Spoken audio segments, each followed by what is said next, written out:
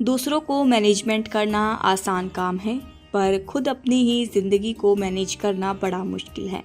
हमें अपने जीवन में रोजमर्रा चिंता, क्रोध और तनाव जैसी ढेर सारी समस्याओं का सामना करना पड़ता है।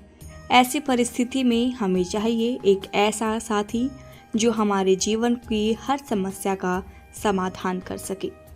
हमारे जीवन में मुख्य रूप से दो ध्रुव हैं, क्रोध और चिंता, जो भाई बहन की तरह हमारे साथ रहते हैं। क्रोध से हमारे रिश्तों में खटास आती है और हमारे स्वास्थ्य पर भी बुरा प्रभाव पड़ता है। वही चिंता मानसिक संतुलन को खराब करती है और हमें चिड़चिड़ा भी बना देती है। क्रोध से शांति का नाश होता है, वही चिंता हमारे सौंदर्य का नाश करती है। क्रोध से विवेक का नाश होता है और चिंता से मनोबल का।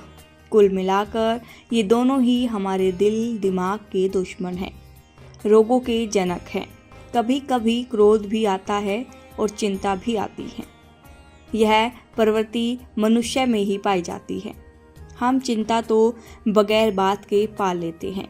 बुढ़ापे में बच्चे सेवा करेंगे या नहीं, मरने के बाद स्वर्ग मिलेगा या नर्क, यह हमारी चिंता के विषय ही है। आप अपनी पत्नी के साथ जी रहे हैं या पति के साथ, हकीकत में तो हम क्रोध और चिंता के साथ जी रहे हैं, ना कि पति या फिर पत्नी के साथ। आपके पति पत्नी तो यह क्रोध और चिंता ही है। जो व्यक्ति लगातार चिंता से घिरा रहता है वह अर्थ ध्यान का शिकार हो जाता है। जो क्रोध करता रहता है वो रोज ध्यान में मशगूल रहता है, लेकिन जो चिंता की बजाय चिंतन करता है वह धर्म ध्यान का अनुयायी होता है। अर्थ व रौद्र ध्यान में घिरा व्यक्ति जीवन भर इन्हीं के चक्रव्यूह में फंसा रहता है। बाहर से तो लगता है वह मंदिर जा रहा है, चित्त में अनेक उधेड़ बुन चलती रहती हैं। दान देने से व्यक्ति स्वर्ग में जाएगा या चोरी करने वाला नर्क में जाएगा। स्वर्ग नर्क तो हमारे कर्म हैं। आप चिंतन घुन नहीं, चिंतन घुन बनाएं।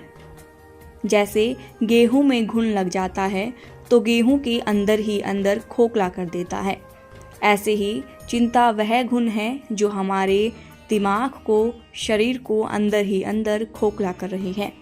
चिंता से उभरना है तो अपने वर्तमान के मालिक बनिए। अपने भूतकाल जीवन को भूलिए और वर्तमान में आइए।